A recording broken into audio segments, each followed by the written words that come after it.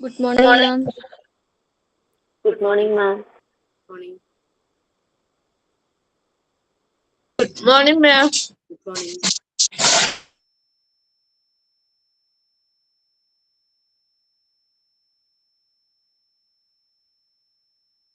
Okay, please, we can start. Prayer ആരെങ്കിലും ഉണ്ടോ? Please. Good morning, ma'am. Good morning. ഞാൻ പാടാം ma'am. Good morning. Bless us, Lord, throughout the day. While at school, at home, at play, help us to love and not to hate. Bless us all, oh Lord, we pray. Thank you.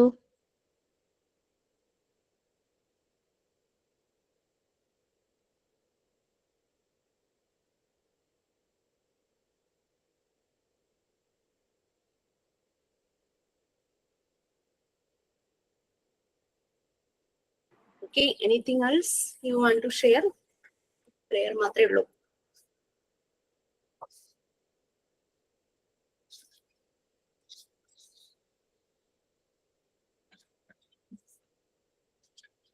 നിങ്ങൾക്ക് apparatus record കിട്ടിയിരുന്നു. അപ്പൊ അത് ഒരു basic കാര്യങ്ങളാണ് അതിൽ എഴുതിയിരിക്കുന്നത്. നിങ്ങൾക്ക് വേണമെങ്കിൽ കൂടുതൽ കാര്യങ്ങൾ അതിൽ ആഡ് ചെയ്യണമെങ്കിൽ ആഡ് ചെയ്യാം, അങ്ങനെ എഴുതാം കൂടുതലായിട്ട്.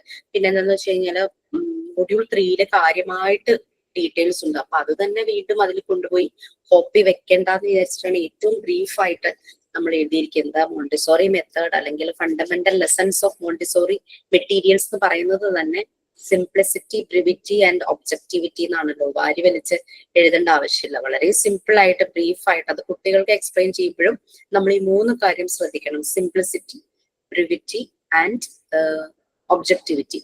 എന്താണോ, എന്തിനെ കുറിച്ചാണോ പറയാൻ പോകുന്നത് അതിനെ ഫോക്കസ് ചെയ്തുകൊണ്ട്, ഒബ്ജക്ടിവിറ്റി അതാണ്, അതിനെ മാത്രം ഫോക്കസ് ചെയ്ത് പറയാം.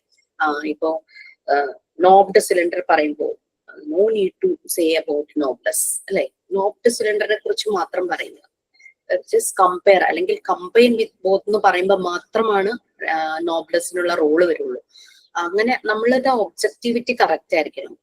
ചില ആളുകളൊക്കെ സംസാരിക്കുമ്പോൾ കണ്ടിട്ടില്ലേ, വളരെ കുറച്ച് കാര്യങ്ങളെ സംസാരിക്കുള്ളൂ, പക്ഷെ അത് എന്താ എക്സാക്റ്റ് ആയിട്ടുള്ള കാര്യങ്ങൾ തന്നെയായിരിക്കും. അപ്പൊ നമ്മൾ കുറച്ച് സംസാരിക്കുക, കൂടുതൽ കേൾക്കുക എന്നുള്ളതാണ്.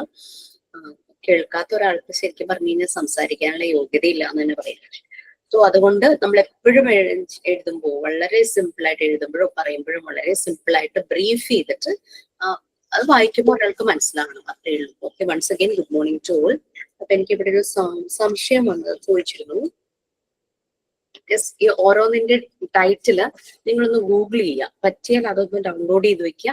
നമ്മുടെ ഇൻസ്റ്റിറ്റ്യൂട്ടിലുള്ള മെറ്റീരിയൽസിന്റെ പിക്ചേഴ്സ് PDF പ്രൊവൈഡ് ചെയ്ത് തരാം. അപ്പൊ അല്ലാത്തത് ഡൗൺലോഡ് ചെയ്ത് വെച്ചിട്ട് ജസ്റ്റ് അതിന്റെ പിക്ചേഴ്സ് എടുക്കാൻ പറ്റുമെങ്കിൽ എടുക്കുക, വരയ്ക്കാൻ പറ്റുമെങ്കിൽ വരയ്ക്കുക, കളർ ചെയ്യുക അതിൻ്റെതായ കളർ.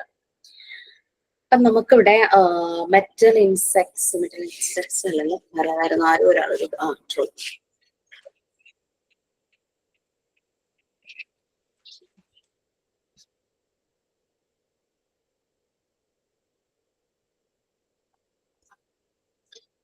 ജോമെട്രിക്കൽ ക്യാബിനറ്റ് ആൻഡ് ഇൻസെക്ട്സിന്റെ ഒരു ഡൗട്ട് ചോദിച്ചായിരുന്നു. 7 ഡ്രോസ് ഉണ്ട്, പക്ഷെ അതില് ഓരോ ഡ്രോയിലും എന്തെല്ലാം ഷേപ്സ് ആണ്, എന്തെല്ലാം ആണെന്നാണ് പറഞ്ഞിരിക്കുന്നത്. അപ്പോൾ ഇതില് ഡ്രോ 6 വരെയാണ് നമ്മളുടെ നമ്മുടെ റെക്കോർഡിൽ എഴുതിയിട്ടുള്ളൂ. ഡ്രോ 7-ല് എനിക്ക് ഓർമ്മ ശരിയാണെങ്കിൽ ഡ്രോ 7-ല് ഇതിന്റെ എല്ലാം കോമ്പിനേഷൻസ് മിക്സഡ് ആയിട്ടുള്ള കാര്യങ്ങളാണെന്നാണ് എന്റെ ഓർക്കുന്നത്. ഞാൻ ഒന്നുകൂടെ നോക്കിയിട്ട് പറയാം. ഞാൻ എഴുതിയ റെക്കോർഡിന്റെ കറക്റ്റ് ചെയ്തൊരു വേർഷനാണ് നിങ്ങൾക്ക് ഷെയർ ചെയ്തിരിക്കുന്നത്. ഓക്കെ,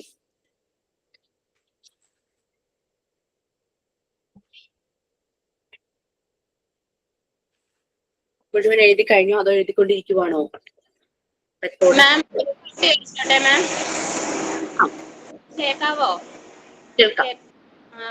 ഞാൻ റെക്കോർഡ് കംപ്ലീറ്റ് ആയി, 5 റെക്കോർഡും കംപ്ലീറ്റ് ആയി. അതിലൊരു ഡൗട്ട് എന്ന് വെച്ചിട്ടുണ്ടെങ്കിൽ നമ്മുടെ ഇപ്പൊ PDF ആയിട്ട് അയച്ചു തന്നിരിക്കുന്ന റെക്കോർഡില്ലേ, അതില് മോണ്ടിസോറി മെത്തേഡ്, പ്രിപ്പയർഡ് എൻവയോൺമെന്റ് എന്നൊക്കെ പറഞ്ഞ് 2 ഹെഡിങ് ഒരൊറ്റ പേജിൽ വരുന്നുണ്ട്. അപ്പൊ അതിന് പേജ് നമ്പർ 1 കൊടുത്തു. അപ്പൊ നമ്മൾ ഇൻഡെക്സ് എഴുതുമ്പോൾ അതെങ്ങനെ എഴുതണം മാം? 2 കൂടി എഴുതിയിട്ട് പേജ് നമ്പർ 1 ഇട്ട് അങ്ങനെ പോയാൽ മതിയോ? മതി. ചിലതിലൊരു 3 ഹെഡിങ് ഒക്കെ വരുന്നുണ്ട് ചില പേജില്. അപ്പൊ അങ്ങനെ ആ 3 എഴുതിയിട്ട് ഒരു ഇത് കൊടുത്തേച്ച് 3 എഴുതി പോയാൽ മതിയില്ലേ? മെയിൻ ഹെഡിങ്ങിന് സബ് ഹെഡിങ് ആയിട്ടാണ് 3 വരുന്നതെങ്കിൽ മെയിൻ ഹെഡിങ് മാത്രം എഴുതിയാൽ മതി. അല്ലെങ്കിൽ നിങ്ങൾക്ക് കുറച്ചുകൂടെ അത് മനസ്സിലാവണം എന്നുണ്ടെങ്കിൽ മെയിൻ ഹെഡിങ് എഴുതി ABC ഇട്ടിട്ട് 3 ടോപ്പിക് കാണിക്കാം. അപ്പൊ 3 ലൈൻസിൽ അല്ലെങ്കിൽ 4 ലൈൻസിൽ അത് കിടക്കുന്നേ ഉള്ളൂ. സ്ഥലമുണ്ടല്ലോ, ഇൻഡെക്സ് പേജിൽ സ്ഥലം ഉണ്ടല്ലോ ആവശ്യം. പിന്നെ എനിക്ക് റെക്കോർഡ് തികഞ്ഞില്ല മാം, ഒരു 10 പേജ് കൂടുതൽ വേണ്ടി വന്നു. അപ്പൊ ഞാൻ എന്റെ ആദ്യത്തെ റെക്കോർഡിൽ നിന്ന് കട്ട് ചെയ്തെടുത്തിട്ട് ഇതിലേക്ക് ഒട്ടിക്കാന്ന് വിചാരിച്ചു. മാം ഇതിന് നമുക്ക് പിക്ചർ വരുമ്പം നമ്മൾ വരയിടാത്ത സൈഡില്ലേ അവിടെ നമ്പർ 2 കൊടുത്ത് അങ്ങനെയല്ലേ എഴുതി പോണ്ടേ? ഒരു പേജിന്റെ ഫസ്റ്റ് നമ്പർ 1, 2, 3, 4 അങ്ങനെയല്ലേ പോണ്ടേ? ലെഫ്റ്റ് സൈഡാണ് നമുക്ക് പ്ലെയിൻ ആയിട്ട് കിടക്കുന്നതെങ്കിൽ അവിടെ പിക്ചർ ഒട്ടിക്കണം. പിന്നെ ചിലപ്പോൾ പിക്ചർ ഒട്ടിക്കുമ്പോൾ നെക്സ്റ്റ് പേജിലേക്ക് ഒരു റൈറ്റ് സൈഡിൽ അതിനെപ്പറ്റി എഴുതി നിങ്ങൾ പിക്ചർ ഒട്ടിച്ചു വന്നപ്പോൾ ആ പിക്ചർ ഇപ്പുറത്തെ സൈഡിലേക്ക് പോയിട്ടുണ്ടെങ്കിൽ പിക്ചറിന്റെ അവിടെ ഒരു ടൈറ്റിൽ എഴുതി വെക്കുന്നത് നല്ലതായിരിക്കും. ഏതാണ് ആ പിക്ചർ എന്ന് കൂടെ ഒന്ന് എഴുതി വെക്കുന്നത് നന്നായിരിക്കും.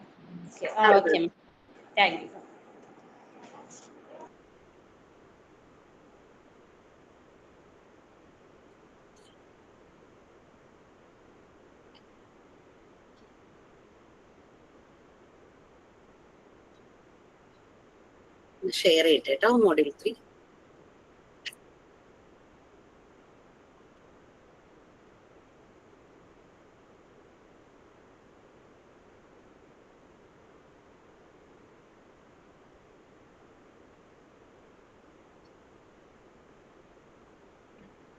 നിങ്ങൾക്ക് ഇപ്പൊ പ്രാക്ടിക്കൽ സെഷൻസ് അപർണ മിസ് ഏത് സെഷൻ എടുക്കുന്നത്? മാത്തമാറ്റിക്കൽ ഏരിയ ആണോ?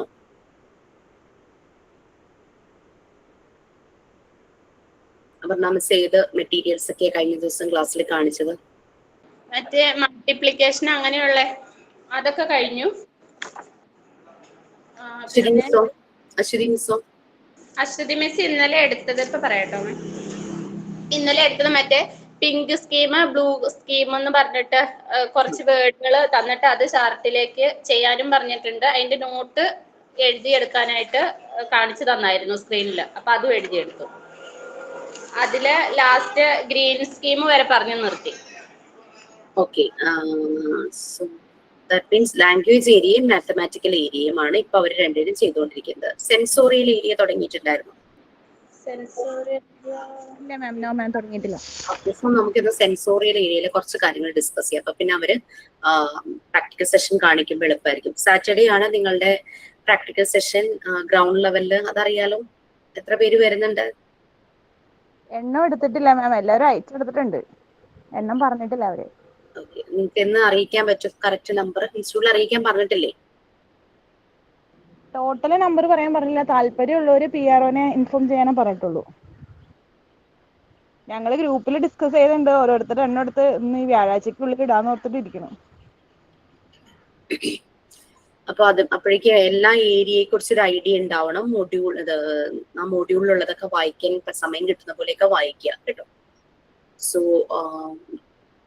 മോഡൽ എക്സാം ഇപ്പൊ കഴിഞ്ഞു. സോ വൈവയും കൂടെ വൈവയല്ല, പ്രാക്ടിക്കൽ സെഷനും കൂടെ കഴിയുമ്പോൾ വൈവ സ്റ്റാർട്ട് ചെയ്യാം എന്നാണ് വിചാരിക്കുന്നത്. ഒരാൾക്ക് ഒരു 10 minutes ആയിരിക്കും.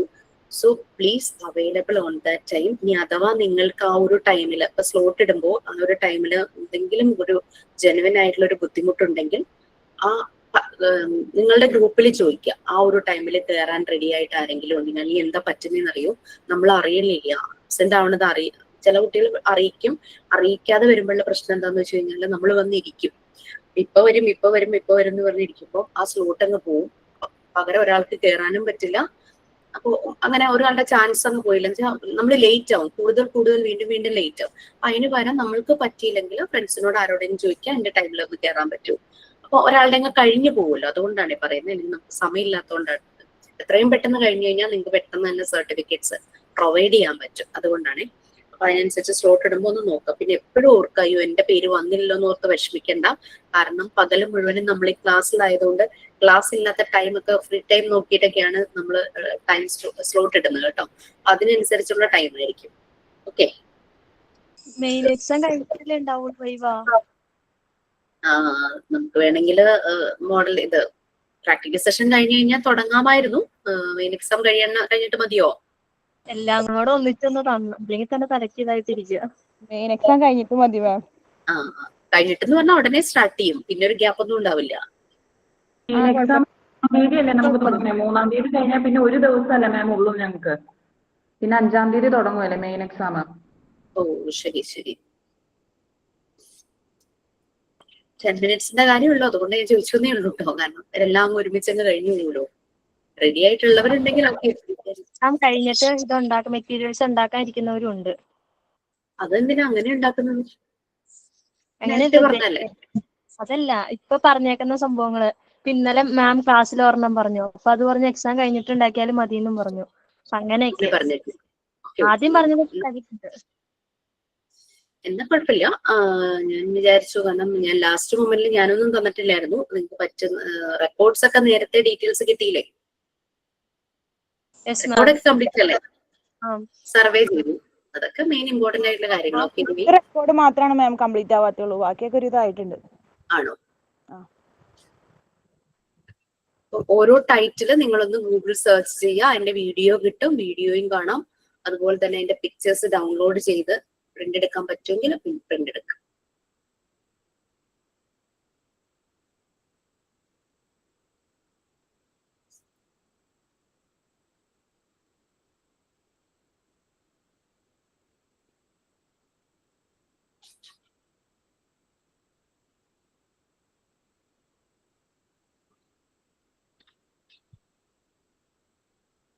മോണ്ടിസോറി പ്രിപ്പയർഡ് എൻവയോൺമെന്റിൽ 5 ഏരിയ ആയിട്ട് ഡിവൈഡ് ചെയ്തിട്ടുണ്ടെന്ന് നമ്മൾ പറഞ്ഞു. ഓരോ ഏരിയയ്ക്കും അതിൻ്റെതായ പെക്യൂലിയാരിറ്റി, പ്രത്യേകതകളും ഇമ്പോർട്ടൻസും ഉണ്ട്.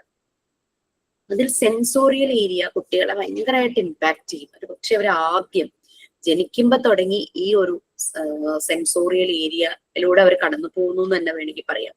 അവർ കേൾക്കുന്നു, കാണുന്നു, അല്ലെ? അവർ കടിക്കുന്നു, ടച്ച് ചെയ്യുന്നു, അവർ സ്മെല് ചെയ്ത് നോക്കുന്നു, വയലേക്ക് ഇടുന്നു. ഇങ്ങനെ പല പല കാര്യങ്ങളും ജനിച്ചു വീഴുകൊണ്ട് കുറച്ച് കഴിയുമ്പോൾ കുട്ടികൾ ചെയ്യാനായിട്ട് തുടങ്ങും. അതുകൊണ്ട് വൈറ്റൽ റോള് തന്നെയുണ്ട് മോണ്ടിസോറി മെത്തേഡിൽ സെൻസോറിയൽ ഏരിയ. കുട്ടിയെ ജനിക്കുമ്പോൾ ആ ഒരു ലേബർ റൂമില് പീഡിയാട്രീഷ്യനൊപ്പം തന്നെ എല്ലാ ഫീൽഡിലുള്ള ഡോക്ടേഴ്സ് ഉണ്ടാവും, അല്ലെ? ഹാർട്ടിന്റെ അല്ലെങ്കിൽ ENT, അങ്ങനെ എല്ലാ ഇതിലുള്ള ഡോക്ടേഴ്സ് കാണും. അവർ ചെക്ക് ചെയ്യും കുട്ടിയുടെ എല്ലാ ഓർഗൻസും ഓക്കെ ആണോ, റെസ്പോണ്ട് ചെയ്യുന്നുണ്ടോ. കുട്ടി ജനിച്ച ഉടനെ കരയുന്നില്ലെങ്കിൽ അത് നോക്കും. കരയണം എന്നാണല്ലോ പറയുന്നത്. അങ്ങനെ പല കാര്യങ്ങളും ഉണ്ട്. അതുകൊണ്ട് സെൻസോറിയൽ ഏരിയ ഭയങ്കര ഇമ്പോർട്ടന്റ് ആണ്. We know that we all have 5 census, അല്ലെ? അഥവാ ഏതെങ്കിലും ഒരു സെൻസ് വീക്ക് ആണെങ്കിൽ നമ്മളുടെ ഏതെങ്കിലും ഒരു സെൻസ് ഭയങ്കര ഷാർപ്പായിരിക്കും. ഓരോരുത്തരുടെയും ക്വാളിറ്റി എന്ന് പറയുന്നത്, ക്വാളിറ്റി വ്യത്യാസം ഉണ്ടാവും, അല്ലെ? ഒരാൾക്ക് കേൾവിയാണ് കൂടുതലെങ്കിൽ ഒരാളുടെ വിഷ്വൽ അതായിരിക്കും കൂടുതൽ. ചിലർക്ക് സ്മെല്ലിംഗ് സെൻസ് ആയിരിക്കും കൂടുതൽ. ചിലർ ടേസ്റ്റ് ചെയ്ത് പെട്ടെന്ന് തന്നെ ഇൻഗ്രീഡിയൻസ് വരെ പറയുന്ന രീതിയിലുള്ള ആൾക്കാരുണ്ടായിരിക്കും. ടച്ച് ചെയ്ത് മനസ്സിലാക്കാൻ പറ്റുന്നവർ. അങ്ങനെ ഓരോരുത്തരുടെയും സെൻസ് അത് ഏതിലാണോ പീക്ക് അത് അവരുടെ ക്വാളിറ്റി തന്നെയാണ്. ഓക്കെ, സോ നമുക്ക് മോണ്ടിസോറി സെൻസോറിയൽ ഏരിയയിൽ എന്താണ്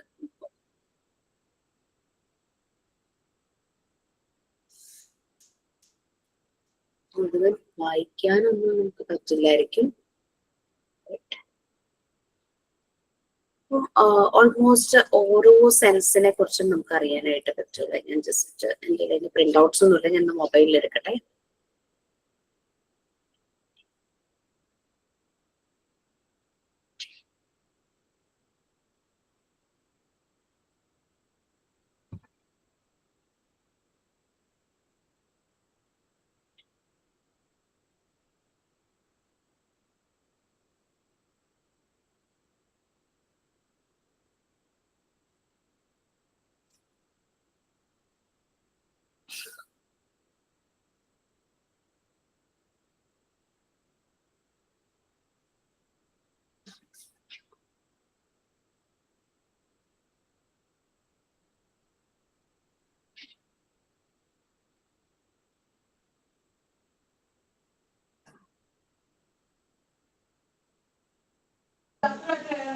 മാം, ആ 9th ഇല്ലേ, നമ്മളെ സാറ്റർഡേ സൺഡേ വരുന്നില്ലേ എക്സാമിന്റെ ഇടയിൽ ഒരു ഗ്യാപ്പില്, ആ 9th ഞാൻ വൈവിക്ക് റെഡിയാണ്. ഓക്കെ ഓക്കെ ഓക്കെ വിനീത, ജസ്റ്റ് എനിക്കൊന്ന് വാട്സാപ്പിൽ ഒരു മെസ്സേജ് ഇട്ടേക്കോ? ഓക്കെ, അന്നേരം ഇടാം. ആ ടൈമിൽ ഇട്ടാ പോരെ? അതിന് തലേന്ന് തലേ ദിവസം ഇട്ടാൽ മതി, അല്ലെങ്കിൽ ഞാൻ മറന്നു. ഓക്കെ ഓക്കെ, ടൈം ഒന്ന് ഫിക്സ് ചെയ്യാം. ആ. തീർക്കാൻ പറ്റുന്നതങ്ങ് തീർക്കാലോ, അതുകൊണ്ട് പറഞ്ഞതേ ഉള്ളൂ. നമ്മള് അത് തന്നെയാണ് ഞാൻ വിചാരിച്ചത്. സ്കൂളൊക്കെ തുറക്കുന്നതിന് മുമ്പേ ഒക്കെ കഴിഞ്ഞ് കിട്ടിയാൽ നല്ലതല്ലേ. അതുകൊണ്ട് അതിന് റെഡി ആയിട്ടുള്ളവർ മുന്നോട്ട് വന്നോളൂ, നോ പ്രോബ്ലം. കാരണം ഒരു മെയ് 10 ആവുമ്പോൾ നിങ്ങളുടെ പ്രീവിയസ് ബാച്ചിന്റെ എല്ലാം വൈവേയും കഴിയും.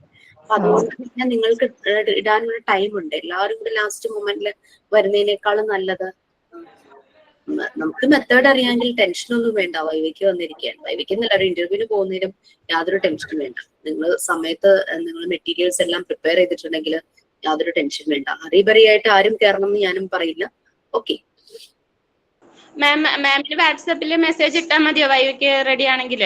അല്ല, നിങ്ങൾക്ക് സ്ലോട്ട് തരും. ഞാൻ ഉദ്ദേശിച്ചത് ഇപ്പൊ എക്സാം കഴിഞ്ഞിട്ട് മതിയെന്ന് ഒരു മെജോറിറ്റി പറഞ്ഞതുകൊണ്ട് സ്ലോട്ടുകൾ എക്സാം കഴിഞ്ഞിട്ടേ തരുള്ളൂ. പക്ഷെ അതിനു മുമ്പ് ആരെങ്കിലും റെഡി ആണെങ്കിൽ മാത്രം എന്റെ വാട്സാപ്പിൽ മെസ്സേജ് അയച്ചാൽ മതി. അല്ലെങ്കിൽ നിങ്ങൾക്ക് ടൈം ഷെഡ്യൂൾ വരും, ആ ടൈം നോക്കുക, ആ ടൈമിൽ കയറുക, മാക്സിമം കയറുക. ഇനി ഒട്ടും പറ്റാത്തൊരു കണ്ടീഷൻ, ഒരു സിറ്റുവേഷനിൽ നിൽക്കുവാണെങ്കിൽ മാത്രം നിങ്ങളുടെ ഗ്രൂപ്പിൽ ചോദിക്കുക, എന്റെ ആ ടൈമിൽ ആരെങ്കിലും കയറാൻ റെഡിയാണോ? അങ്ങനെയാകുമ്പോൾ ഒരാൾ ആ സമയത്ത് കയറിക്കോളും, നിങ്ങൾക്ക് വേറൊരു ടൈം തരും. എന്നിട്ട് നമ്മളെ ഒന്ന് ഇൻഫോം ചെയ്താൽ മതി, എനിക്ക് ആ ടൈമിൽ കയറാൻ പറ്റില്ല, പക്ഷെ പകരം ഒരാൾ കയറും. എന്നിട്ട് ആളുടെ പേരും ഡീറ്റെയിൽസും ആളോടൊന്ന് കോൺടാക്ട് ചെയ്യാനോ അങ്ങനെ എന്തെങ്കിലും പറഞ്ഞിട്ട് പറഞ്ഞു കഴിഞ്ഞാൽ നെക്സ്റ്റ് അടുത്ത ഷെഡ്യൂളിൽ നിങ്ങൾക്ക് പേരിടും. ആ ഒരു രീതിയിൽ ചെയ്യാനായിട്ടാണ്. ഓക്കെ, എക്സാമിന്റെ ടൈമിൽ റെഡി ആയവർ അന്നേരം മെസ്സേജ് അയച്ചാൽ മതിയോ? തലേ ദിവസമെങ്കിലും ഒന്ന് അറിയിച്ചു തന്നായിരുന്നു. പെട്ടെന്ന് എക്സാം ടൈമിൽ മീൻസ് അതായത് 3-ാം തീയതി പ്രാക്ടിക്കൽ സെഷൻ കഴിഞ്ഞ് എക്സാം തീരുന്നതിന് മുമ്പ് അതിന്റെ ഇൻവെന്ററി എടുക്കാൻ റെഡിയാണ് എന്നുള്ളവർ മാത്രം എന്നെ ഒന്ന് ഡയറക്ട്ലി കോൺടാക്ട് ചെയ്യും. അല്ലാത്തുള്ളവർക്കൊക്കെ എക്സാം കഴിഞ്ഞിട്ട് ഷെഡ്യൂള് നിങ്ങളുടെ ഗ്രൂപ്പിൽ വരും, ടൈം ടേബിൾ വരും. ഓക്കെ.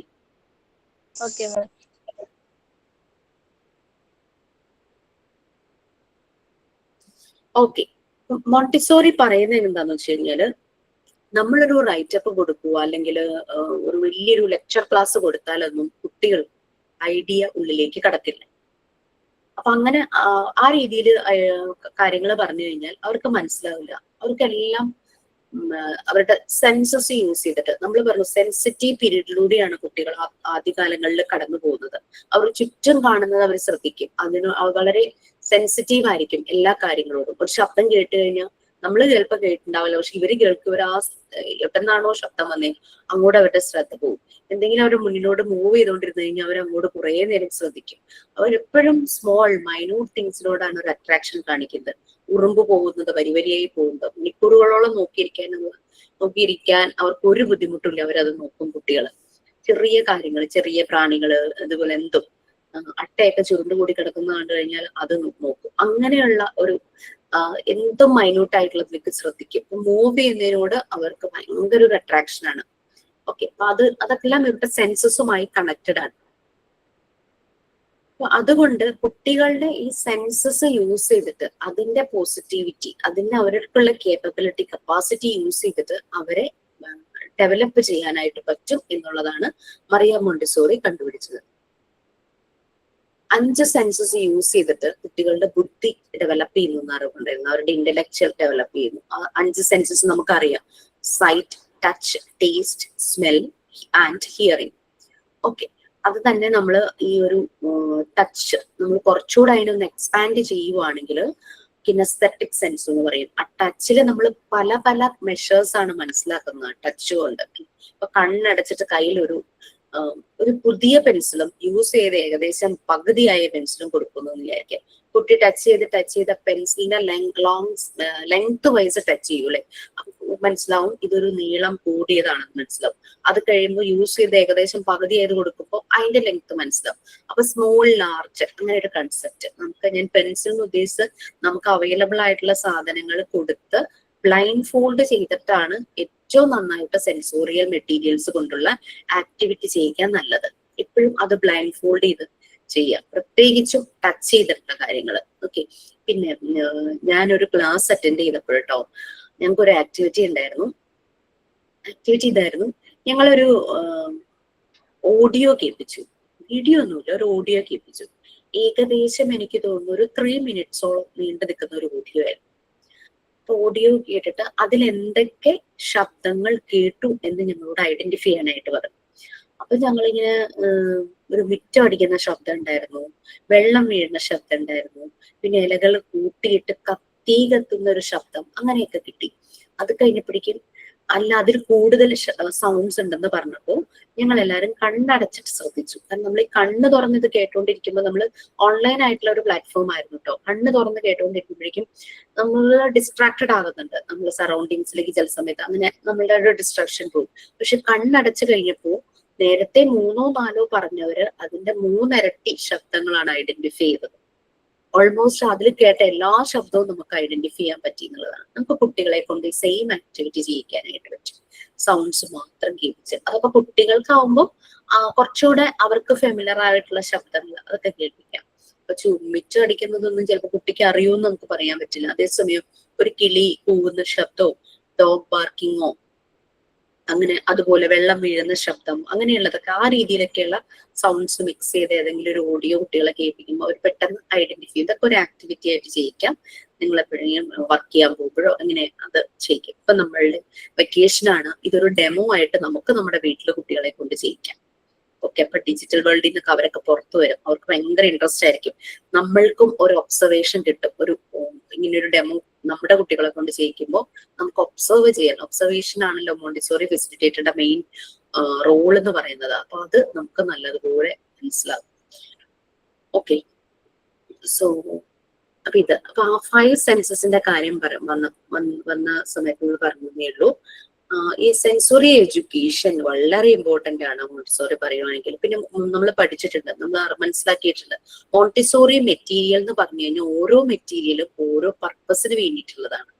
മോണ്ടിസോറി മെറ്റീരിയലിന്റെ ഫണ്ടമെന്റൽ ലെസൺസിന്റെ 3 ഇമ്പോർട്ടന്റ് ആയിട്ടുള്ള ക്യാരക്ടറിസ്റ്റിക്സ്. ഈ നിങ്ങളൊരിടത്ത് ഇന്റർവ്യൂവിന് പോകുമ്പോൾ അവർക്ക് മോണ്ടിസോറി മെത്തേഡ് അറിയാമെങ്കിൽ ഈ ഒരു 3 ക്യാരക്ടറിസ്റ്റിക്സ്, മോണ്ടിസോറി മെറ്റീരിയലിന്റെ ഫണ്ടമെന്റൽ ലെസൺസിന്റെ 3 ക്യാരക്ടറിസ്റ്റിക്സ്. ഫണ്ടമെന്റൽ ലെസൺ എന്ന് പറഞ്ഞു കഴിഞ്ഞാൽ നമ്മളൊരു മെറ്റീരിയൽ എടുത്ത് ഒരു കുട്ടിക്ക് ഡെമോ കൊടുക്കുന്നതാണ് ആ കുട്ടിയുടെ ഫണ്ടമെന്റൽ ക്ലാസ് ആണല്ലോ, ഫണ്ടമെന്റൽ ലെസൺ ആണ്. ആദ്യമായിട്ട് ആ കുട്ടി മെറ്റീരിയൽ കാണുന്നു, അതിനെ പറ്റിയുള്ള ഡീറ്റെയിൽസ് മനസ്സിലാക്കുന്നു. സോ ആ ഫണ്ടമെന്റൽ ലെസൺസ് കൊടുക്കുമ്പോൾ 3 കാര്യങ്ങൾ നമ്മൾ ശ്രദ്ധിക്കണം. അത് ഞാൻ പറഞ്ഞിരുന്നു, simplicity, brevity, objectivity. Make it simple ആയിട്ട് പറയുക, ബ്രീഫ് ചെയ്യുക. ഒരു കൊച്ചിന്റെ അടുത്ത് വലിയ കഥകളൊക്കെ സിലിണ്ടേഴ്സിനെ കുറിച്ച് പറഞ്ഞിട്ട് യാതൊരു കാര്യമില്ല. ആ കുട്ടിയുടെ ഏജ് അപ്രോപ്രിയേറ്റ് ആയിട്ട് ബ്രീഫ് ചെയ്തത് പറയുക. കുട്ടിയായാലും വലിയ ആൾക്കാരാണെങ്കിലും മോണ്ടിസോറി ഫെസിലിറ്റേറ്റർ എപ്പോഴും ഫോളോ ചെയ്യേണ്ടതാണ് സിംപ്ലിസിറ്റി, ബ്രിവിറ്റി ആൻഡ് ഒബ്ജക്ടിവിറ്റി.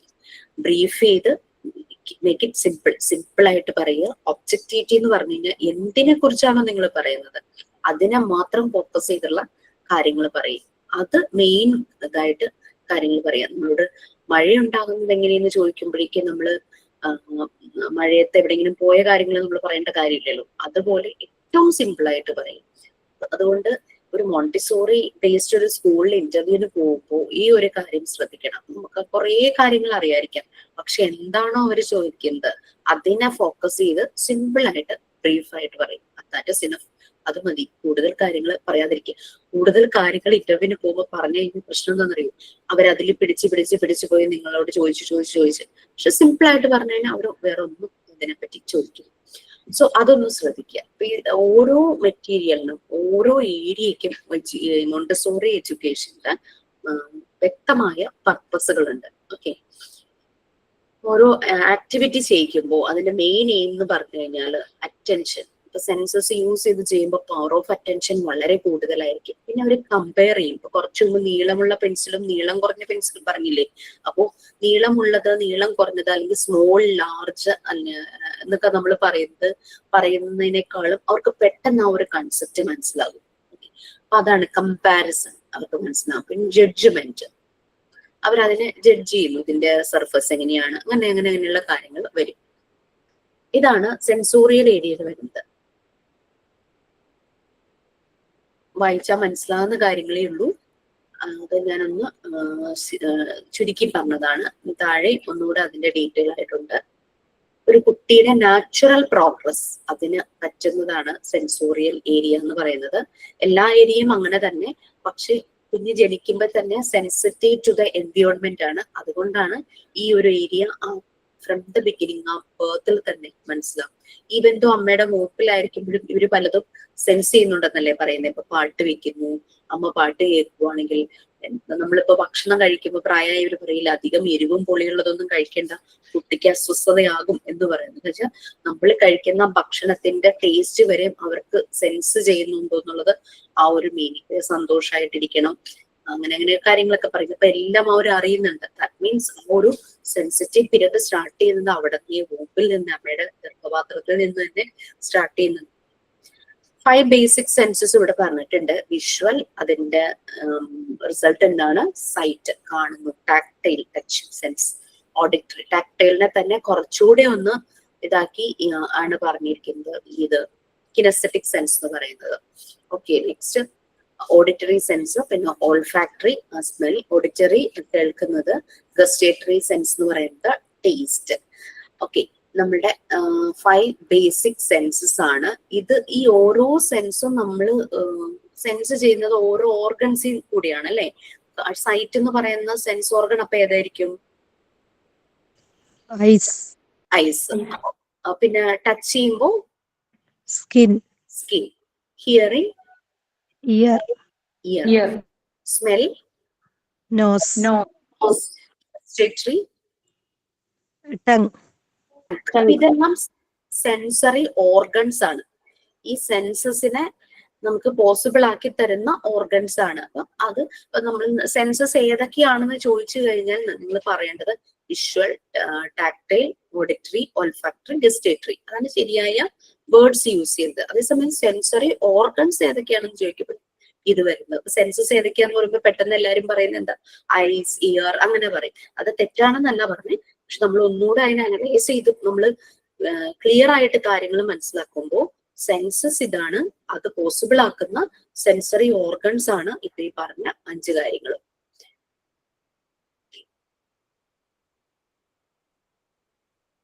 ഇനി പല രീതിയിലുള്ള എക്സസൈസസുകളുണ്ട് നമുക്ക് സെൻസോറിയൽ ഏരിയയിൽ.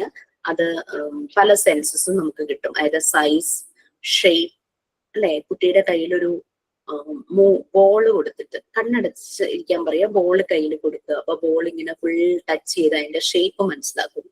ഇനി അതേ ഷേപ്പിലുള്ള വേറെ എന്തെങ്കിലും അറിയാമോ, കണക്ട് ചെയ്യാമോ എന്ന് ചോദിച്ചു കഴിഞ്ഞാൽ കണക്ട് ചെയ്യായിരിക്കും. വീട്ടിലുണ്ടാക്കുന്ന എന്തെങ്കിലും സ്വീറ്റ്, ലഡുവോ കൊഴുക്കട്ടയോ എന്തെങ്കിലും പറഞ്ഞിട്ടൊക്കെ അത് കണക്ട് ചെയ്യും. പിന്നെ അടുത്തത് ഓവൽ ഷേപ്പിലുള്ള എന്തെങ്കിലും കൊടുക്കുക. സോ എഗ്, എഗ്ഗൊക്കെ യൂസ് ചെയ്യുന്ന അങ്ങനെ അറിയാവുന്ന കുട്ടിയാണെങ്കിൽ പെട്ടെന്ന് എഗ്ഗുമായിട്ട് കണക്ട് ചെയ്യാനായിട്ട് പറ്റും. പിന്നെ അതിന്റെ ടെക്സ്ചർ, ചില റഫ് ആയിട്ടുള്ള, നമ്മൾ സാൻഡ് പേപ്പർ ലെറ്റേഴ്സ് കൊടുക്കുമ്പോൾ അതിന്റെ ആ ഒരു റഫ്നെസ് ഭയങ്കര എഫക്റ്റീവ് ആണ്. ശരിക്കും പറഞ്ഞു കഴിഞ്ഞാൽ അവർക്ക് അവരുടെ ബ്രെയിനിലേക്ക് ആ ഒരു റഫ്നെസ്സിലൂടെ അവർ ട്രേസ് ചെയ്യുമ്പോൾ ആ ഷേപ്പ് അങ്ങനെ ഈ ബ്രെയിനിലേക്ക് അങ്ങ് ഫീഡ് ആവും. അപ്പൊ ആ ലെറ്റർ ആ കുട്ടി മറക്കില്ല. പിന്നെ അവര് പിന്നെ എഴുതാൻ തുടങ്ങും. ഓക്കെ, നമ്മൾ ഫസ്റ്റ് ട്രേസ് ചെയ്യാനായിട്ട് ഈ സാൻഡ് പേപ്പർ ലെറ്റേഴ്സ് അല്ലെങ്കിൽ നമ്പേഴ്സ് കൊടുത്തു കഴിയുമ്പോൾ അവർ പലതവണ ട്രേസ് ചെയ്യും. അവർക്ക് ഭയങ്കര ഇഷ്ടമാണ്. സ്മൂത്ത് സർഫസിനേക്കാളും അവർ ഭയങ്കര എൻജോയ് ചെയ്യുന്നത് റഫ് സർഫസ് തന്നെയാണ്. അപ്പൊ അങ്ങനെ വിരലോടിച്ച് ഈ ഒരു എ എന്നുള്ള ലെറ്റർ ആണെങ്കിൽ എ അവരുടെ ബ്രെയിനിൽ അങ്ങ് ഫീഡ് ആവും. നമ്മൾ നിർബന്ധിച്ച് കയ്യിൽ മുറുക്ക പിടിച്ച് പല പ്രാവശ്യം എഴുതിപ്പിച്ച് ഇമ്പോസിഷൻ കൊടുക്കുന്നതിനേക്കാളും പെട്ടെന്ന് തന്നെ ബ്രെയിനിലേക്ക് അത് വരും. അവരത് പിന്നെ ആ ട്രേസ്, ആ ഷേപ്പ് ഓർത്തെടുത്ത് അവരതുപോലെ വരച്ചു വയ്ക്കും. വരയ്ക്കുക എന്നാണല്ലോ കുട്ടികൾ ആദ്യം പറയുന്നത്. അവരെ പിന്നെ ലെറ്റേഴ്സ് എഴുതിക്കും, അവരത് എഴുതും. ഓക്കെ, സോ മോണ്ടിസോറി ഇതെല്ലാം വളരെയധികം റിസർച്ച് ചെയ്ത് അനലൈസ് ചെയ്താണ് മോണ്ടിസോറി പല എക്സസൈസുകളും ഈ ഒരു സെൻസസ് യൂസ് ചെയ്തിട്ട് ചെയ്തിരിക്കുന്നു.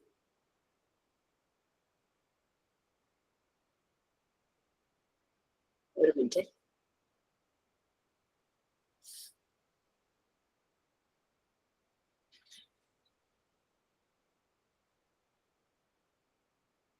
ഓക്കെ, ഇപ്പൊ മോണ്ടിസോറി എക്സസൈസ് ഒരു വൈഡ് റേഞ്ച് ഓഫ് ആക്ഷൻസ് ഈ സെൻസസ് വെച്ചിട്ട് ചെയ്യാം. നമ്മളിത് ചെയ്യാൻ തുടങ്ങുമ്പോൾ ഇപ്പൊ മറിയാം മോണ്ടിസോറി ഡിസൈൻ ചെയ്ത പല എക്സസൈസ് മാത്രമല്ല, നമുക്കും പല ഐഡിയ വരും. ഇങ്ങനെ ഓരോന്ന് ചെയ്യിച്ചു കഴിഞ്ഞാൽ കുട്ടികൾക്ക് അത് എളുപ്പമായിരിക്കും. പെൻസിലിന്റെ കാര്യം ഞാൻ പറഞ്ഞ പോലെ നിങ്ങൾക്കും അതുപോലെ പല കാര്യങ്ങളും ചെയ്യാനായിട്ട് പറ്റും. അതില് വിഷ്വൽ സെൻസ് നമുക്കറിയാം, കാണിച്ച ഓരോ കാര്യങ്ങൾ, കളർ അത് കണ്ട് കണ്ട് കണ്ട് ഓരോ കളർ ഏതാന്നുള്ളത് കളർ കാണിച്ചിട്ട് റെഡ് കാണിച്ചിട്ട് ദിസ് ഇസ് റെഡ് എന്ന് നമുക്ക് പറയാം. പിന്നെ അങ്ങനെ ഓരോന്നും ഓരോ കളർ കാണിക്കാം. അപ്പൊ റെഡ് കളറിലുള്ളത് എന്താണ് ഐഡന്റിഫൈ ചെയ്യാം. ഒരു ഫ്ലവർ പറയാം. അങ്ങനെ അങ്ങനെ പല രീതിയിൽ പോകും കുട്ടി. ഇനി tactile sense. Tactile sense touch ചെയ്ത് മനസ്സിലാക്കുന്നത് റഫ്നെസ്, സ്മൂത്ത്നെസ് അങ്ങനെയുള്ള കാര്യങ്ങളെല്ലാം ടാക്ടൈൽ സെൻസിൽ വരും. ബാരിക് സെൻസ് കയ്യിൽ പിടിക്കുമ്പോൾ വെയിറ്റ് ഫീൽ ചെയ്യുന്നത്. രണ്ട് കയ്യില്, ഒരു കയ്യിൽ ഇച്ചിരി വെയിറ്റ് ഉള്ളത് മറ്റേ കയ്യിൽ അതിനേക്കാളും വെയിറ്റ് കുറഞ്ഞത്, അങ്ങനെ കൊടുക്കുമ്പോൾ ആ weight, that is baric sense. Thermic sense temperature differences മനസ്സിലാക്കാനായിട്ട് തെർമിക് സെൻസസ്. ഈ ടെമ്പറേച്ചർ ഡിഫറൻസ് എന്ന് പറയുമ്പോൾ cold, hot, lukewarm, normal temperature. ഇപ്പോ സാധാരണ നമ്മുടെ ടാപ്പിൽ നിന്ന് വരുന്ന വാട്ടർ, ആ ടാപ്പ് വാട്ടർ അല്ലെങ്കിൽ കിണറിലെ വെള്ളം അതിനൊരു തണുപ്പായിരിക്കും അല്ലെ. ഇനി നമ്മൾ നല്ലപോലെ ബോയിൽ ചെയ്ത വെള്ളം തൊടാൻ പറ്റില്ല, പക്ഷെ ഭയങ്കര ഇറ്റ്സ് ടു ഹോട്ട് എന്ന് മനസ്സിലാവും. അതൊന്ന് തണുത്ത് നമുക്ക് ടച്ച് ചെയ്യാൻ പറ്റുന്ന രീതിയിലുള്ളൊരു ലൂക്ക് വാം ആകും, അപ്പൊ ഒരു ടെമ്പറേച്ചർ. പിന്നെ ഐസ് ക്യൂബ്, അതിന്റെ തണുപ്പ് വേറെ, ഐസ്ക്രീമിന്റെ തണുപ്പ് വേറെ, ഷേക്ക് അങ്ങനെ അങ്ങനെ ഉണ്ടാക്കുന്നത് അങ്ങനെ തണുപ്പ് വേറെ, അങ്ങനെ ഫ്രിഡ്ജിൽ വെച്ചൊരു സാധനത്തിന് തണുപ്പ്, അതാണ് തെർമിക് സെൻസിൽ അവർ ഐഡന്റിഫൈ ചെയ്യുന്നത്. Okay, next stereognostic sense. അതെന്ന് പറഞ്ഞു കഴിഞ്ഞാൽ ഒരു ഒബ്ജക്റ്റിന്റെ ഷേപ്പ് ഐഡന്റിഫൈ ചെയ്യാനായിട്ട് പറ്റുന്നത് ഒരു ആ എബിലിറ്റി. ടച്ച് ചെയ്ത് മാത്രം ആ ഒക്കെ പറഞ്ഞ ഒരു സ്ഫിയർ അല്ലെങ്കിൽ ഒരു ബോള് കുട്ടിയുടെ കയ്യിൽ കൊടുക്കുമ്പോൾ അതിങ്ങനെ ടച്ച് ചെയ്ത് സ്ഫിയറിന്റെ ഷേപ്പ് എന്താണെന്ന് അറിയുന്ന ഒരു കുട്ടിക്കാണ് അത് കൊടുക്കുന്നതെങ്കിൽ കുട്ടി പെട്ടെന്ന് പറയും ഇറ്റ്സ് ലൈക്ക് എ സ്ഫിയർ എന്ന് പറയും, അതൊരു സ്ഫിയർ പോലത്തെയാന്ന് പറയും, അല്ലെങ്കിൽ ഒരു ബോള് പോലെയാണെന്ന് പറയും. അതായത് നമ്മൾക്ക് ബാക്കി എല്ലാ സെൻസസും ഉണ്ട്. സൈറ്റ് കാണുന്നത്, പിന്നെ സ്മെൽ ചെയ്യുന്നത്, ടേസ്റ്റ് ചെയ്യുന്നത്, ഹിയറിങ്, അങ്ങനെ എല്ലാ സെൻസും ഉണ്ട്. ഇതൊന്നും ഉപയോഗിക്കാതെ ടച്ച് ചെയ്ത് മാത്രം, ഇത് ബ്ലൈൻഡ് ഫോൾഡ് ചെയ്ത് ടച്ച് ചെയ്ത് മാത്രം മനസ്സിലാക്കാനുള്ള എബിലിറ്റിയാണ് സ്റ്റീരിയോഗണിസ്റ്റിക് സെൻസ്. അപ്പൊ അത് ആ ഒരു കിനസ്തെറ്റിക് സെൻസിൽ വരുന്നതാണ് ഈ tactile sense, baric sense, thermic sense, stereognostic sense എന്ന് പറയുന്നത്. അത് നമ്മൾ കാണാതെ, കേൾക്കാതെ, സ്മെല് ചെയ്യാതെ, ടേസ്റ്റ് ചെയ്യാതെ, ടച്ച് ചെയ്ത് മാത്രം, കാണാതെ എന്ന് പറയുമ്പോൾ കണ്ണടച്ചിട്ട് ടച്ച് ചെയ്ത് മാത്രം മനസ്സിലാക്കുന്നതാണ് സ്റ്റീരിയോഗണിസ്റ്റിക് സെൻസ്. മനസ്സിലായോ? ക്ലിയർ ആണോ? അപ്പൊ നമ്മൾ ആദ്യം ഇതിന്റെ 5 ബേസിക് ഡിവിഷൻസ് പറഞ്ഞു. അത് തന്നെ ആ ഒരു കിനസ്തെറ്റിക് സെൻസിനെ നമ്മൾ വീണ്ടും ഡിവൈഡ് ചെയ്തു. Tactile sense, baric sense, thermic sense, stereognostic sense എന്നുള്ളത്. ബാക്കിയുള്ള സെൻസസ് ഒന്നും യൂസ് ചെയ്യാതെ ടച്ച് ചെയ്തുള്ള മാത്രം മനസ്സിലാക്കുന്നതാണ് സ്റ്റീരിയോഗണിസ്റ്റിക് സെൻസ്. ഓക്കെ,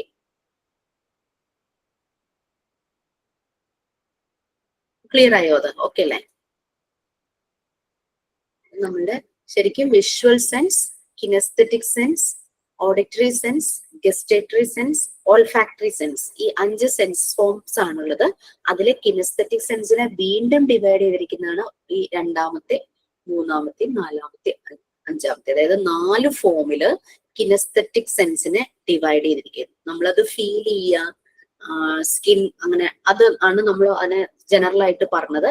അതിനെ പല ആ സ്കിൻ വെച്ച് അല്ലെങ്കിൽ അങ്ങനെ ഇതായിട്ട് പല രീതിയിൽ നമ്മൾ സെൻസ് ചെയ്യുന്ന ടാക്ടൈൽ ടച്ച് മാത്രം, baric sense weight, thermic sense temperature differences, stereognostic sense ബാക്കി ഒരു സെൻസിന്റെയും സഹായമില്ലാതെ, സപ്പോർട്ട് ഇല്ലാതെ ടച്ച് ചെയ്ത് മാത്രം പറയാൻ പറ്റുന്ന ഒരു എബിലിറ്റി. ഇതൊക്കെ കുട്ടികളെ കൊണ്ട് ചെയ്യിക്കാൻ പറ്റുന്ന ഒരു ആക്ടിവിറ്റി ആയിട്ട് നമുക്ക് ചെയ്യാനായിട്ട് പറ്റും. ഇത് ഓരോന്നും എക്സ്പ്ലെയിൻ ചെയ്തിട്ടുണ്ട്. ഇത് നിങ്ങൾ വായിച്ചു നോക്കുക, കാരണം നല്ലപോലെ മനസ്സിലാകും. വായിക്കുമ്പോൾ നന്നായിട്ട് മനസ്സിലാകും. നമുക്ക് ഹെലൻ കെല്ലർ തന്നെ അനീസ് ലെവൻ പഠിപ്പിച്ച രീതികളൊക്കെ അറിയാം. ശരിക്കും സെൻസസ് യൂസ് ചെയ്തിട്ടില്ലേ? ഹെലൻ കെല്ലർക്ക് സെൻസസിന്റെ കാര്യത്തിൽ വളരെ വീക്കായിരുന്നു. അപ്പൊ ടച്ച് എന്നുള്ള ആ സെൻസ് മാത്രമാണ് അവർക്ക് പീക്കിൽ നിൽക്കുന്നത്. ആ ഒരു സെൻസ് യൂസ് ചെയ്തിട്ടാണ് അനീസ് ലെവൻ ഹെലൻ കെല്ലറെ പഠിപ്പിക്കുന്നത്. സോ ആ ഒരു സെൻസിന്റെ ഇമ്പോർട്ടൻസ് ഹെലന്റെ ലൈഫ് തന്നെ മാറ്റിമറിച്ചു. ആ ഒരു സെൻസിലൂടെ ഹെലൻ കാര്യങ്ങൾ പഠിച്ചു വന്നപ്പോൾ ഹെലന്റെ ലൈഫ് തന്നെ മാറ്റിമറിച്ച കാര്യങ്ങളൊക്കെയാണ് നമ്മൾ അതിനകത്ത് കാണുന്നത്. Okay, just read all the things. കാരണം നമുക്ക് ഫുള്ള് വായിക്കാനുള്ള സമയമില്ല, നമുക്ക് ടൈം പോകും. അങ്ങനെ വായിക്കേണ്ട കാര്യമില്ല, കാരണം നിങ്ങൾക്ക് മനസ്സിലാകാവുന്ന കുറേ കാര്യങ്ങളാണ് അതിനകത്ത് എഴുതിയിരിക്കുന്നത്.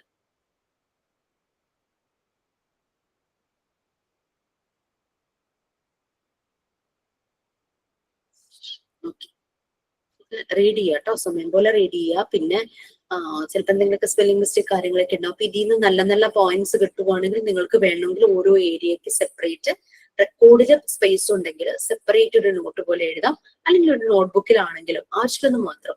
ഇതിൽ കുറെ കാര്യങ്ങളുണ്ട്, മുഴുവനും കോപ്പി ചെയ്യേണ്ട ആവശ്യമില്ല, ഓൾറെഡി PDF ഉണ്ട്, പിന്നെ കോപ്പി ഉണ്ട്. അപ്പൊ നിങ്ങൾ എന്താണോ അതിൽ നിന്ന് വായിക്കുമ്പോൾ മനസ്സിലാവുന്നത് ആ രീതിയിൽ ഒന്ന് എഴുതി വെക്കുക. പിന്നെ വേറൊരു കാര്യം കൂടെ എനിക്കിന്ന് ഷെയർ ചെയ്യണമെന്നുണ്ടായിരുന്നു. ഞാനിപ്പോ പുതിയ പുതിയ ബാച്ചുകൾക്ക് കൊടുത്തു. അപ്പൊ നിങ്ങൾക്കത് ഇന്നിപ്പോ എനിക്ക് മനസ്സിൽ തോന്നിയ ഒരു ഐഡിയ ആണ്. അത് മേ ബി നിങ്ങളുടെ പ്രൊഫഷനിൽ വരും കാലങ്ങളിൽ ഹെൽപ്പ് ചെയ്യും. എക്സാം എല്ലാം കഴിഞ്ഞിട്ട് മതി, ഇതൊരു സബ്മിഷനും ഒന്നുമല്ല കേട്ടോ, ഫോർ യുവർ ഗ്രോത്ത് ഓൺലി. നമ്മൾ പഠിച്ചു മോണ്ടിസോറി ഒരു ചൈൽഡിന്റെ ഗ്രോത്ത് അല്ലെങ്കിൽ ഡെവലപ്മെന്റിനെ 2 സ്റ്റേജസ് ആയിട്ട്, സ്റ്റേജസ് ഓഫ് ഗ്രോത്തിനെ 2 സ്റ്റേജ് ആയിട്ട് ഡിവൈഡ് ചെയ്തിരുന്നു അല്ലെ? എന്തൊക്കെയാണ്? ചൈൽഡ്ഹുഡ് ആൻഡ് അഡൽട്ട്ഹുഡ് അല്ലെ? 0 to 12 years ആണ് ചൈൽഡ്ഹുഡ് ആയിട്ട് പറഞ്ഞത്. 12 to 24 അഡൽട്ട്ഹുഡ് ആയിട്ട് പറഞ്ഞു.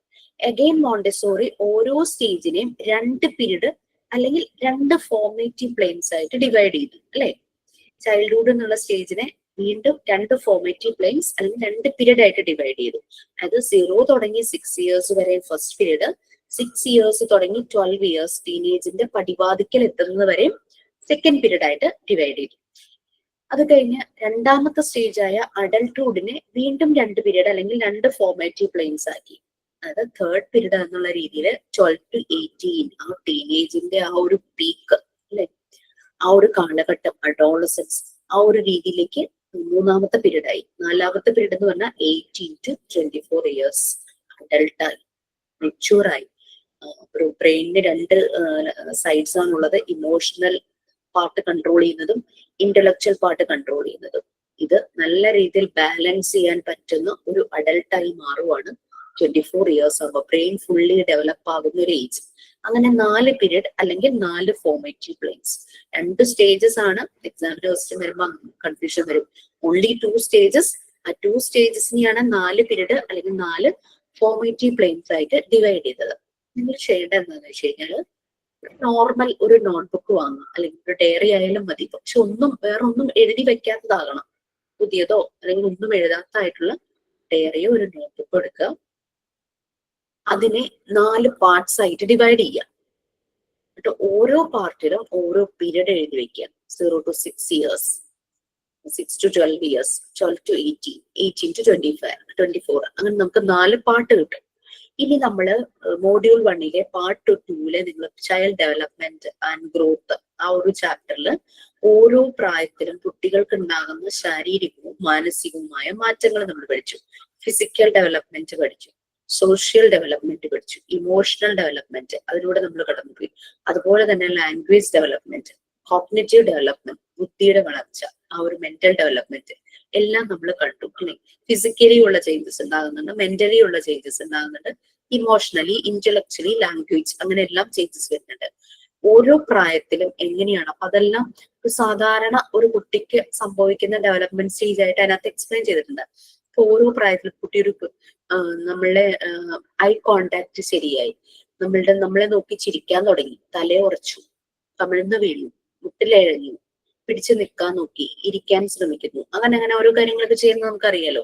നമ്മുടെ വീട്ടിലൊരു കുട്ടി ഉണ്ടെങ്കിൽ അല്ലെങ്കിൽ അടുത്തൊരു കുട്ടികളുണ്ടെങ്കിൽ അവരെയൊക്കെ ഒബ്സർവ് ചെയ്യുമ്പോൾ ഇവരുടെ ഡെവലപ്മെന്റ് സ്റ്റേജസ് മനസ്സിലാവും. അത് നിങ്ങൾ നോട്ട് ചെയ്യുക, നിങ്ങൾക്ക് മനസ്സിലാകുന്ന പോലെ കേട്ടോ, നോട്ട് ചെയ്ത് വെക്കുക. മോണ്ടിസോറി പറഞ്ഞ കാര്യങ്ങളും ആ ഒരു ഡെവലപ്മെന്റ് സ്റ്റേജസിലും അതും നോട്ട് ചെയ്ത് വെക്കുക. നമ്മൾ കുറെ സൈക്കോ അനാലിസ്റ്റുകളുടെ പേര് പറഞ്ഞിരുന്നു. എറിക് എറിക്സൺ, ജീൻ പിയാഗറ്റ്, ടോസ്കി, സിഗ്മണ്ട് ഫ്രോയിഡ്. അവരും കുട്ടികളുടെ ഡെവലപ്മെന്റിന്റെ സ്റ്റേജസിനെ പറ്റി പല കാര്യങ്ങളും പറഞ്ഞു. അവരുടെ കോൺട്രിബ്യൂഷൻസും നോക്കിയിട്ട് ഇതെല്ലാം ഈ നോട്ട്ബുക്കിൽ ഓരോ പാർട്ടില് സംഭവിക്കുന്ന ചേഞ്ചസ് എഴുതി വയ്ക്കാം. നാളെ നിങ്ങളൊരു സ്കൂളിൽ വർക്ക് ചെയ്യാൻ പോകുമ്പോൾ അല്ലെങ്കിൽ ഒരു വീട്ടില് അല്ലെങ്കിൽ നമ്മുടെ തൊട്ടടുത്തുള്ള ആ ഒരു നമ്മുടെ കമ്മ്യൂണിറ്റിയിൽ ഏതെങ്കിലും കുഞ്ഞുങ്ങളെ കാണുമ്പോൾ നിങ്ങൾക്കിതൊരു അസസ്മെന്റ് ടൂൾ ആയിട്ട് ഉപയോഗിക്കാം. ലൈക്ക് നിങ്ങളുടെ മുന്നിൽ ഒരു 5 വയസ്സുകാരൻ വരുന്നു. 5 വയസ്സുകാരൻ പക്ഷെ 5 വയസ്സിൻ്റെതായിട്ടുള്ള കാര്യങ്ങളല്ല കുട്ടി ചെയ്യുന്നത്. 2 വയസ്സ് കുട്ടി ചെയ്യുന്ന കാര്യങ്ങളാണ് ഈ 5 വയസ്സുകാരൻ ചെയ്യുന്നത്. ആക്ച്വലി അവന്റെ ഏജ് 5 years ആണ് അല്ലെ, അവന്റെ ക്രോണോളജിക്കൽ ഏജ് 5 yearsഉം അവന്റെ മെന്റൽ ഏജ് 2 yearsഉം ആണ്. സോ ദാറ്റ് മീൻസ് ഒരു 3 yearsന്റെ ഗ്യാപ്പ് വന്നു.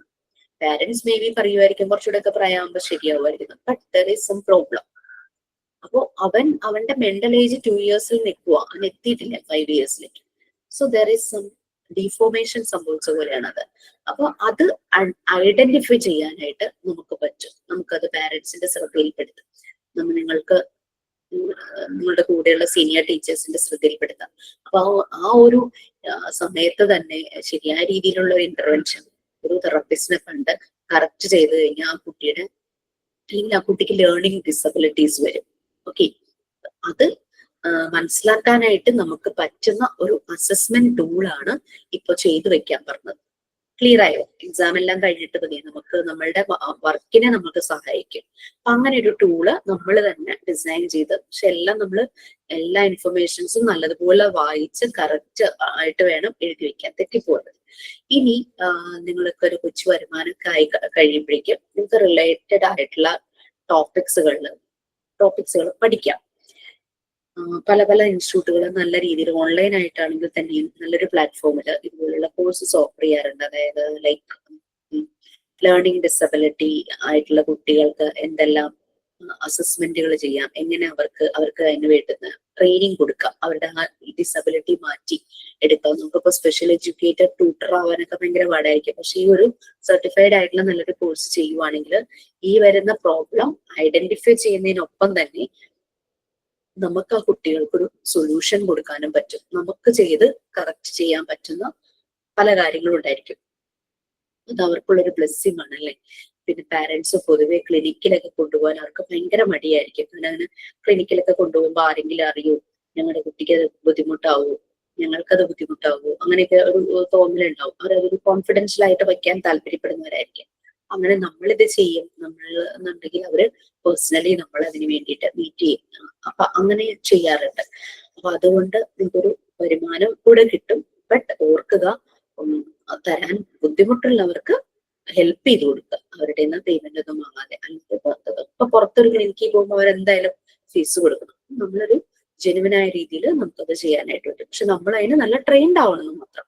അതൊക്കെ നോക്കുക. നമുക്ക് വീട്ടിലിരുന്ന് തന്നെ ചെയ്യാൻ പറ്റുന്ന കാര്യം. അല്ലെങ്കിൽ നമ്മൾ വർക്ക് ചെയ്യുന്ന സ്കൂളിൽ നമുക്ക് ഈ ഒരു ക്വാളിഫിക്കേഷനും കൂടി ഉണ്ട്. ലേണിംഗ് ഡിസബിലിറ്റിയിൽ ഞാൻ സർട്ടിഫിക്കറ്റ് വാങ്ങിയിട്ടുണ്ട്. അങ്ങനെ ആകുമ്പോഴേക്കും അത് ഇന്റർവ്യൂവിന് പോകുമ്പോഴാണെങ്കിലും നിങ്ങൾക്ക് നല്ലൊരു ഓപ്പർച്യൂണിറ്റി ഒക്കെ കിട്ടാനുള്ള ചാൻസസ് ഉണ്ട്. ഇത് നല്ല പോലെ തറവായിരിക്കണം. ഓരോ പ്രായത്തിലും കുട്ടികൾക്ക് ഉണ്ടാകുന്നത് നമ്മൾക്ക് അറിഞ്ഞാലല്ലേ നമുക്ക് മനസ്സിലാവുള്ളൂ. അത് നല്ല തറവായിരിക്കണം. നമ്മളുടെ പേഴ്സണൽ എക്സ്പീരിയൻസിൽ നിന്ന് നമുക്ക് കുറെ മനസ്സിലാക്കിയിട്ടുണ്ടാവും, പക്ഷെ അതൊന്നും സയന്റിഫിക് ആക്കണം. ഓക്കെ, അപ്പൊ ഇത് നന്നായിട്ടൊന്ന് പ്രിപ്പയർ ചെയ്ത് വെക്കാം. ഇതൊരു അസസ്മെന്റ് ടൂൾ ആയിട്ട് തന്നെ നമുക്ക് യൂസ് ചെയ്യാനായിട്ട് പറ്റും. Okay, fine. Sensorial sensorial material എന്നല്ല, മോണ്ടിസോറി മെറ്റീരിയൽസിന്റെ എല്ലാത്തിന്റെയും ഓരോ പ്രത്യേകത എന്ന് പറഞ്ഞു കഴിഞ്ഞാൽ എല്ലാം തന്നെ കൺട്രോൾ ഓഫ് എറർ. ഒരു കുട്ടിക്ക് തന്നെത്താൻ ആക്ടിവിറ്റി ചെയ്യുമ്പോൾ തന്നെ അവന് മനസ്സിലാകും ആ കൺട്രോൾ ഓഫ് എറർ എന്താന്ന്.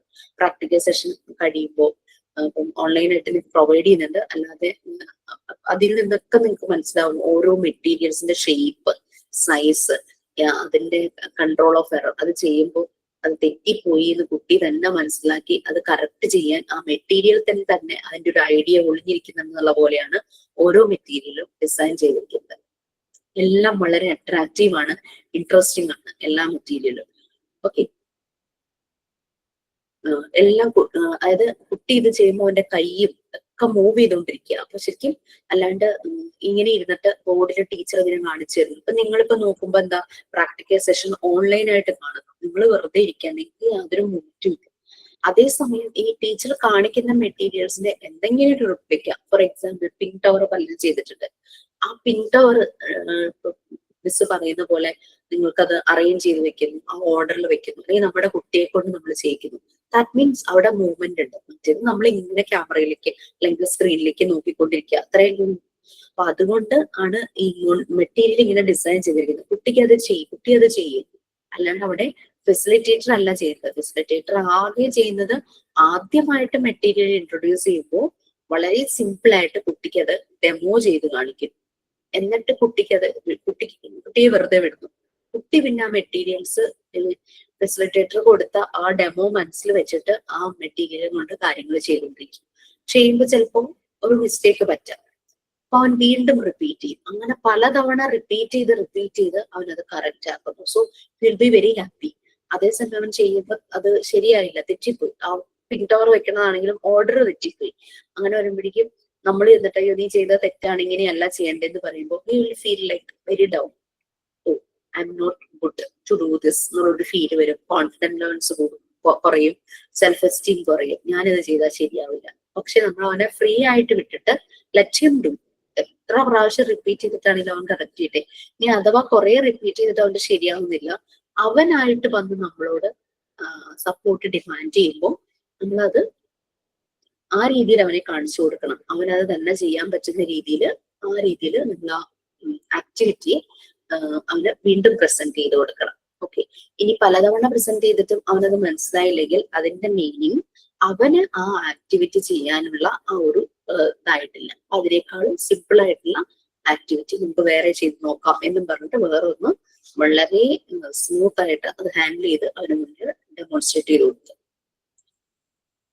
പിന്നെ എന്ത് ആക്ടിവിറ്റി ചെയ്യുമ്പോഴും അതിന്റെ ബൈ പ്രോഡക്റ്റ് അല്ലെങ്കിൽ ബോണസ് ആയിട്ട് കിട്ടുന്നതാണ് ലാംഗ്വേജ് ഡെവലപ്മെന്റ്.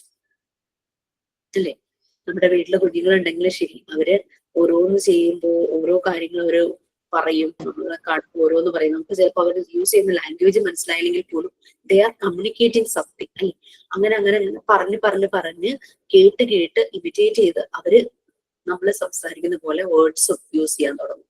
പിന്നെ അത് നല്ലൊരു മീനിങ് ഫുൾ സെന്റൻസ് ആണ്. അങ്ങനെയാണ് അവരുടെ ലാംഗ്വേജ് ഫോർമേഷൻ.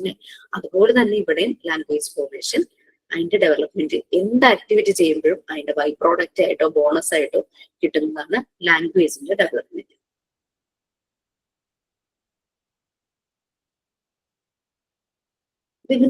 ഇതിന്റെ ഇമ്പോർട്ടൻസ് ഏകദേശം സെൻസോറിയൽ ഏരിയയുടെ ആ ഒരു ഇമ്പോർട്ടൻസ് മനസ്സിലാക്കി അല്ലെ, ഫ്രം ദ ബിഗിനിങ്, ജനിക്കുന്നതിന് മുമ്പേ തന്നെ എന്ന് പറയും ആ ഒരു രീതിയിൽ. അപ്പൊ ലേണിംഗിന്റെ ഒരു ബേസ്, പിന്നെ ഒരു ഓർഡർ, ഒരു സിസ്റ്റമാറ്റിക് ഓർഡർ, ഇതെല്ലാം പ്രൊവൈഡ് ചെയ്യുന്ന ഒന്നാണ് സെൻസോറിയൽ ട്രെയിനിങ്. പിന്നെ പലതവണ ഒരേ ആക്ടിവിറ്റി ചെയ്യുമ്പോൾ അവരുടെ ആ സെൻസ്, അത് സെൻസിന്റെ ലെവൽ അത് മാഗ്നിഫൈഡ് ആകുന്നു, അത് കൂടുന്നു, ഇംപ്രൂവ് ആകുന്നു എന്ന് നമ്മൾ പറയില്ലേ, അതുപോലെ തന്നെ പ്രാക്ടീസ് മേക്സ് പെർഫെക്റ്റ് എന്ന് നമ്മൾ പറയാറില്ലേ, അത് തന്നെ പലതവണ റിപ്പീറ്റ് ചെയ്ത് കഴിയുമ്പോഴേക്കും അതങ്ങോട്ട് പെർഫെക്റ്റ് ആകുകയാണ്. നമ്മളിപ്പോ ഒരു ഡിഷ് ആദ്യമായിട്ട് കേട്ടു, റെസിപ്പി കേട്ടുണ്ടാക്കി, വീണ്ടും നമ്മളത് ഇംപ്രൂവ് ചെയ്യാനായിട്ട് നമ്മൾ നോക്കും. അപ്പൊ പലരും ഉണ്ടാക്കുന്നത് അതേപടി ഫോളോ ചെയ്യാതെ നമ്മുടെ ഒരു ടച്ച് കൊടുത്ത് നമ്മൾ അതിനെ ഒന്ന് ഇംപ്രവൈസ് ചെയ്യും എന്ന് പറയുന്ന പോലെ പലതവണ ചെയ്ത് അതിന് മാറ്റുകൂട്ടുന്നു എന്ന് പറയണ പോലെ അത് ഇംപ്രൂവ് ആകും. ഇതെല്ലാം ഒന്ന് റീഡ് ചെയ്യാം കേട്ടോ.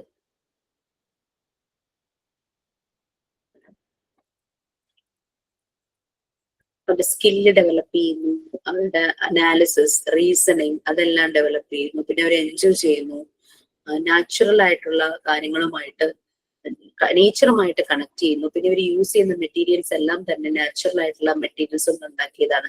അവരുടെ അറ്റൻഷൻ, കോൺസെൻട്രേഷൻ ഇതെല്ലാം കൂടും.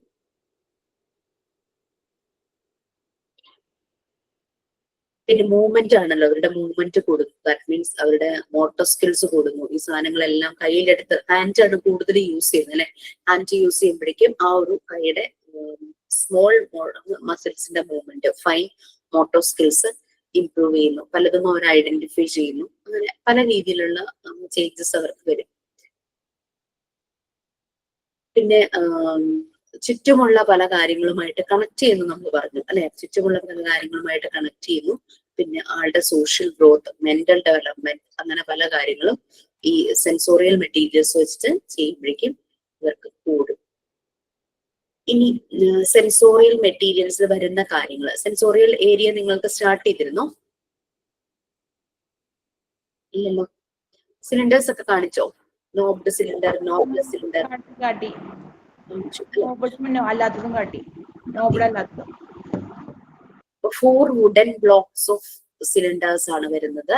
അതില് പല രീതിയിലും അതിന്റെ ഡയമെൻഷനിലെ വ്യത്യാസം, അത് അതിനനുസരിച്ച് അത് പ്ലേസ് ചെയ്യുന്ന ഗ്രൂവിന്റെ ഡെപ്തിന്റെ വ്യത്യാസം, ഗ്രൂവിന്റെ ഡയമീറ്ററിന്റെ വ്യത്യാസം എല്ലാം കണ്ടു. ഇത് നേരിട്ട് കാണുമ്പോൾ നേരിട്ട് വരാൻ പറ്റാത്തവർക്ക് വേണ്ടി നമുക്ക് ചെയ്യാൻ പറ്റുന്നത് അതിന്റെ നല്ല വീഡിയോ എടുത്തിട്ട് നിങ്ങൾ ഷെയർ ചെയ്ത് കൊടുക്കുക. നിങ്ങൾ ചെയ്യുന്നതിന്റെ വീഡിയോ എടുത്ത് ഷെയർ ചെയ്ത് കൊടുക്കുക.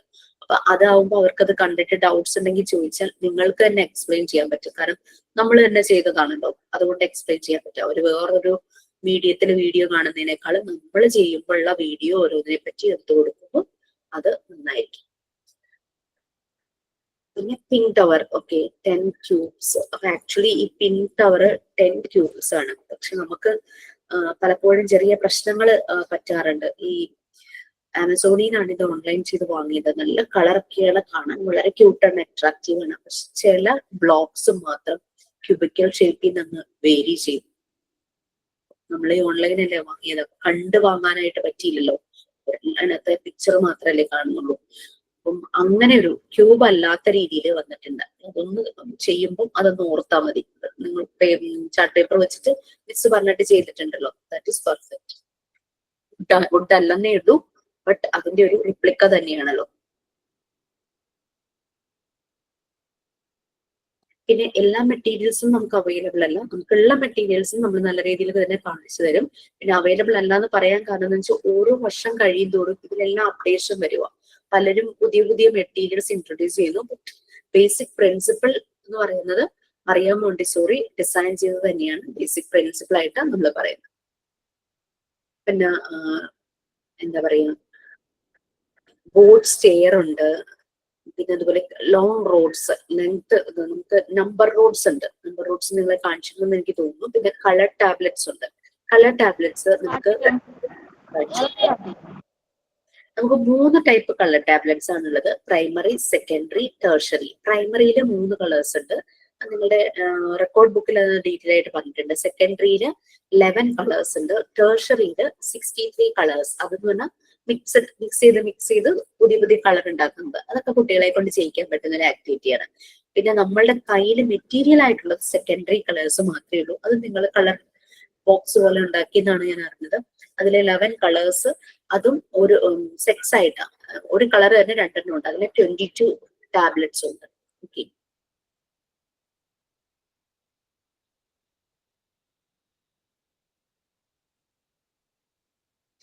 പിന്നെ ജോമെട്രിക്കൽ ക്യാബിനറ്റ്. നമുക്കിവിടെ 6 ട്രേ തന്നെയാണ് പറയുന്നത് കേട്ടോ.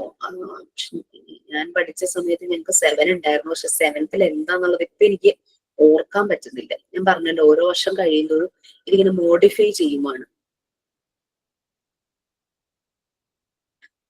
6 ട്രേസ് ഓഫ് ഷേപ്സ്. ഓരോ ട്രേയിലുള്ള ഷേപ്സ് പറയുന്നുണ്ട്. ഈ ഒരു മെറ്റീരിയൽ നമുക്കില്ല, ബട്ട് അതിന്റെ പിക്ചറും അതിന്റെ വീഡിയോയും നിങ്ങൾക്ക് കാണാൻ പറ്റുവാണെങ്കിൽ ഒന്ന് കാണുവാണെങ്കിൽ നല്ലതായിരുന്നു. ഈ ടെസലേഷൻ ടാബ്ലറ്റ്സ് എന്താന്ന് ഞാൻ നോക്കിയിട്ടില്ല, ഞാൻ നോക്കിയിട്ടൊന്ന് പറയാം. പിന്നെ നമുക്കുള്ളത് ടച്ച് ബോർഡ്, ടച്ച് ടാബ്ലറ്റ്സ് നമ്മളുടെ കയ്യിലുണ്ട്. പിന്നെ ഈ ടച്ച് ഫാബ്രിക്സ് നിങ്ങൾക്ക് തന്നെ വേണമെങ്കിൽ ചെയ്യാൻ പറ്റുന്നതാണ്. ബോക്സ് ഓഫ് ഫാബ്രിക്സ് എന്ന് പറഞ്ഞില്ലേ, അതായത് പല ടൈപ്പുള്ള ഡിഫറെന്റ് ടെക്സ്ചറിലുള്ള മെറ്റീരിയൽസ്. അത് നാച്ചുറൽ ഫൈബേഴ്സ് കൊണ്ടുള്ള ക്ലോത്ത് ആണെങ്കിൽ നന്നായിരിക്കും. നമ്മളുടെ കോട്ടൺ, ജൂട്ട്, പിന്നെ ലിനൻ, പിന്നെ അതുപോലെ തന്നെ വൂളൊക്കെ നാച്ചുറൽ ഇങ്ങനെ ഷീപ്പിൽ നിന്നൊക്കെ എടുക്കുന്നതാണല്ലോ. പിന്നെ അതുപോലെ സിൽക്ക്, അതും നാച്ചുറൽ ആയിട്ടുള്ള ഫൈബർ ആണല്ലോ. അപ്പൊ അങ്ങനെ അല്ലാതെ സിന്തറ്റിക് ആയിട്ടുള്ളത് പോളിസ്റ്റർ അങ്ങനെ മിക്സ് അതൊന്നും എടുക്കരുത്. കോട്ടൺ സിൽക്ക് ഒക്കെ എടുക്കാം. അതൊക്കെ നമുക്കൊരു ഹാൻഡ് കർച്ചീഫിന്റെ സൈസിൽ സൈഡൊക്കെ നല്ല അതുപോലെ റണ്ണിങ് സ്റ്റിച്ചോ എന്തെങ്കിലുമൊക്കെ ഹാൻഡ് സ്റ്റിച്ച് ഒക്കെ ചെയ്ത് ഭംഗിയാക്കി നല്ല നീറ്റ് ആക്കിയിട്ട് കുട്ടികളുടെ അടുത്ത് കൊണ്ടുപോകും. അത് നമുക്ക് വലിയ കോസ്റ്റ് ഇല്ലാത്തതാണ്. Touch fabrics. പിന്നെ ബാരിക് ടാബ്ലറ്റ്സ് വെയിറ്റ് അനുസരിച്ച് മനസ്സിലാക്കുന്നത്, തെർമിക് ടാബ്ലറ്റ്സ് ടെമ്പറേച്ചർ അനുസരിച്ച് മനസ്സിലാക്കുന്നത്. നമ്മളുടെ ടച്ച് ബോർഡ്സ് പോലെയുണ്ട്, റെക്ടാങ്കുലർ ബോർഡ്, അങ്ങനെ ആ ഒരു രീതിയിലുണ്ട്. പിന്നെ നമ്മളുടെ ഉള്ളതെന്ന് പറഞ്ഞു കഴിഞ്ഞാൽ ബോർഡിന്റെ സർഫസ് ഒരേപോലത്തെ ടെക്സ്ചർ ആട്ടോ. ഇവിടെ ഇപ്പൊ പറയുന്നത് ഒരു ഹാഫ് ഷൈനി, മറ്റേത് half sand paper. Sand paper തന്നെ പല ഗ്രേഡില് പല നമ്പറിലുള്ള സാൻഡ് പേപ്പേഴ്സ് ഉണ്ട്. അപ്പൊ നിങ്ങൾക്ക് അത് വാങ്ങിച്ചതും ഞാൻ പറഞ്ഞിട്ടുണ്ടായിരുന്നു എന്നാണ് എൻ്റെ ഒരു ഓർമ്മ.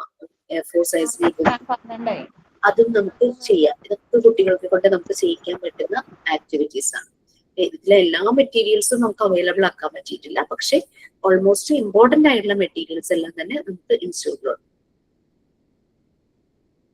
പിന്നെ ടെമ്പറേച്ചർ ബോട്ടിൽസ്, ഇതും നമുക്ക് ചെയ്യാനായിട്ട് പറ്റും. സ്മെല്ലിംഗ് ബോട്ടിൽസും പറ്റും, സൗണ്ട് സിലിണ്ടേഴ്സും നമുക്ക് ചെയ്യാനായിട്ട് പറ്റും. ടെമ്പറേച്ചർ ബോട്ടിൽസ് അതിനകത്ത് നമുക്ക് ഡിഫറെന്റ്, അതിപ്പോ ഗ്ലാസ് ബോട്ടിലാണെങ്കിൽ, ഗ്ലാസ് അല്ലെങ്കിൽ സ്റ്റീല് മെറ്റലിന്റെ ഏതെങ്കിലും ബോട്ടിലാണെങ്കിൽ അതിൽ നമ്മൾ, അതായത് പുറത്ത് ആ അകത്തുള്ള വെള്ളത്തിന്റെ ടെമ്പറേച്ചർ പ്ലാസ്റ്റിക് ഉപയോഗിക്കരുത്, കാരണം അത് നാച്ചുറൽ അല്ലല്ലോ. അപ്പൊ ഗ്ലാസോ മെറ്റാലിക്കോ ആയിട്ടുള്ള ബോട്ടിൽസ് യൂസ് ചെയ്തിട്ട് ഉള്ളിൽ ഇപ്പൊ തണുത്ത വെള്ളം നിറച്ചു അല്ലെങ്കിൽ ഫുൾ ഐസ് ക്യൂബ്സ് ഇട്ടു, അപ്പൊ പുറത്ത് അതിന്റെ ബോട്ടിലിന്റെ പുറത്ത് ടച്ച് ചെയ്യുമ്പോൾ ആ ടെമ്പറേച്ചർ മതി. പിന്നെ കുറച്ചും കൂടെ തണുപ്പ് കുറഞ്ഞത് നോർമൽ വാട്ടർ വെച്ചു, പിന്നെ ചെറിയ ചൂടുള്ളത് വെച്ചു, നല്ല ചൂടുള്ളത് വെച്ചു. അപ്പൊ ഇങ്ങനെ 4 രീതിയിലോ 5 രീതിയിലോ നമ്മുടെ ടെമ്പറേച്ചറിനനുസരിച്ച്, ടെമ്പറേച്ചർ എന്ന് പറയുമ്പോൾ ചൂട് മാത്രമല്ല കോൾഡും വരും കേട്ടോ. അപ്പൊ അങ്ങനെ ബോട്ടിൽസ് വെച്ചിട്ട് കുട്ടികളോട് ഐഡന്റിഫൈ ചെയ്യാൻ പറയാം.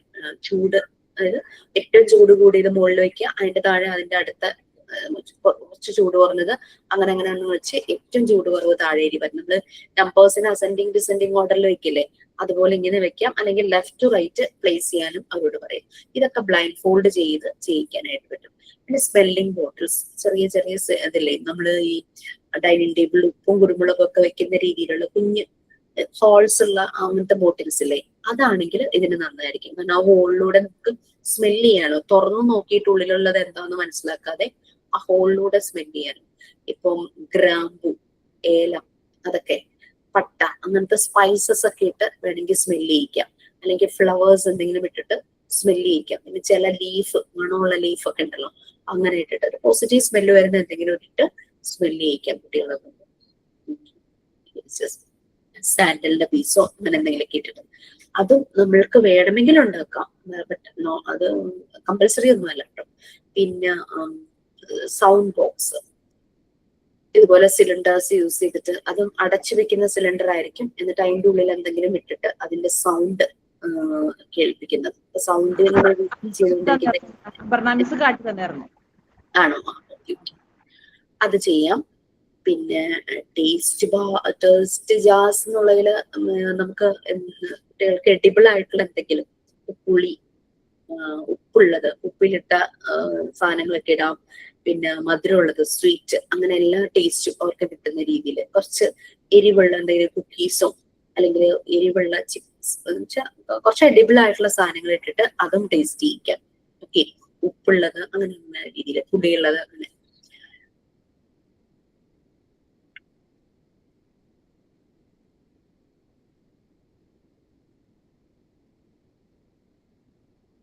പിന്നെ ബെൽസ് എന്താന്ന് ഞാൻ നോക്കിയിട്ട് പറയാം കേട്ടോ.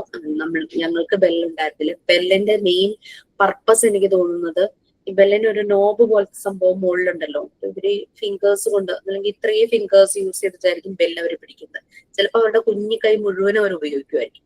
നമ്മൾ ബെല്ലെടുക്കുകയാണെങ്കിൽ ഇപ്പൊ 3 ഫിംഗേഴ്സ്, 3 ഫിംഗർ, 2 ഫിംഗർ, അങ്ങനെയൊക്കെ പല രീതിയിലും ഓരോ ആക്ടിവിറ്റി ചെയ്യിക്കാറുണ്ട്. വെക്കുമ്പോ ഈ കൊച്ചു വിരല അവർ ഭയങ്കരമായിട്ട് അതിന്റെ പ്രഷർ കൊടുക്കും, എന്നിട്ടായിരിക്കും ഈ ബെല്ല് പോലെയുള്ളതൊക്കെ എടുക്കുന്നത്. അത് അവരുടെ ആ ഒരു ഫൈൻ മോട്ടോർ സ്കിൽ ഇംപ്രൂവ് ചെയ്യാനായിരിക്കും ഞാനത് പറയാൻ കാരണം. കാർഡ്സ് ആൻഡ് കൗണ്ടേഴ്സിൽ ഞങ്ങൾ പഠിക്കുമ്പോൾ കോയിൻ ആയിരുന്നു, കോയിൻ പോലുള്ള ഷേപ്പ് ആയിരുന്നു കൗണ്ടർ ആയിട്ട് യൂസ് ചെയ്തിരുന്നത്. പക്ഷെ ഇപ്പൊ അത് ഒരു ബെൽ ഷേപ്പിലുള്ളതായി മാറിയിട്ടുണ്ട്. അതൊക്കെ ഇങ്ങനെ അപ്ഡേറ്റഡ് വേർഷൻ ആയിട്ട് വന്നിരിക്കുന്നതാണ്. കാരണം കുഞ്ഞുങ്ങൾ ആ വിരൽ കൊണ്ട് അതിങ്ങനെ എടുക്കുമ്പോൾ അവരുടെ ആ ഒരു ഫൈൻ മോട്ടോർ സ്കിൽസ്. പിന്നെ കൺസ്ട്രക്റ്റീവ് ട്രയാങ്കിൾസ്, പല ടൈപ്പ് ട്രയാങ്കിൾസ് ഉണ്ട്. നമ്മൾ അത് വരയ്ക്കാനായിട്ട് നോക്കുക. Isosceles, scalene, equilateral, right angle triangle, അങ്ങനെ പല രീതിയിലുള്ള ട്രയാങ്കിൾസ്. പിന്നെ നമുക്ക് ബൈനോമിയൽ ക്യൂബും ട്രൈനോമിയൽ ക്യൂബ്സും ഉണ്ട്. ഈ ബൈനോമിയൽ ക്യൂബ്സും അവരുടെ പവർ ഓഫ് അറ്റൻഷൻ കൂട്ടും. ബൈനോമിയൽ ക്യൂബ് എന്ന് പറഞ്ഞു കഴിഞ്ഞാല് 2 ലെയറിൽ ക്യൂബും ക്യൂബോയിഡ്സും പ്ലേസ് ചെയ്യുന്നതാണ്. അതായത് ആദ്യത്തെ ലെയറിൽ 4 ഷേപ്സ് ഉണ്ടാവും, ക്യൂബും ഉണ്ടാവും ക്യൂബോയിഡും ഉണ്ടാവും. രണ്ടാമത്തെ ലെയറിലും അതിന്റെ ടോപ്പ് ലെയറിലും ഇതുപോലെ തന്നെ 4, അതായത് ബേസ് ലെയറിൽ 2 സ്ക്വയർ, 4 ഷേപ്സ്. ബൈനോമിയൽ അല്ലേ, ഇപ്പൊ 2 ബൈ എന്ന് പറഞ്ഞാൽ 2 അല്ലേ, ഇപ്പൊ 2 സ്ക്വയർ, അതിന്റെ മുകളിലും 2 സ്ക്വയർ, അപ്പൊ 4 4 അങ്ങനെ 8 ഷേപ്സ് വരും. ഇതിന്റെ തന്നെ കളർ കോമ്പിനേഷനിലാണ് ബ്ലൂ, റെഡ്, ബ്ലാക്ക്. ഇത് കാണിച്ചു തന്നിരുന്നു. നമുക്കുണ്ട് ബൈനോമിയൽ ക്യൂബ് നമുക്കുണ്ട്. അപ്പൊ ഇങ്ങനെ 2 സ്ക്വയർ 2 സ്ക്വയർ ബൈ 2. അങ്ങനെ ആകുമ്പം ഈ ക്യൂബും ഉണ്ട്, ക്യൂബോയിഡ് ഷേപ്പും ഉണ്ട്. ബ്ലൂവും ബ്ലാക്കും റെഡും മഞ്ഞ ടൈപ്പ് അല്ലേ? അതെ അതെ അതെ, അത് കാട്ടിയത് ഇന്നലെ. അത് നമ്മൾക്ക് ഇതിന് ഒരു വുഡൻ ബോക്സ് ആണ്. ബോക്സിന്റെ 2 സൈഡോ അങ്ങോട്ട് നമുക്ക് ഓപ്പൺ ചെയ്യാനായിട്ട് പറ്റും. പിന്നെ അതിന്റെ അടപ്പുണ്ട്.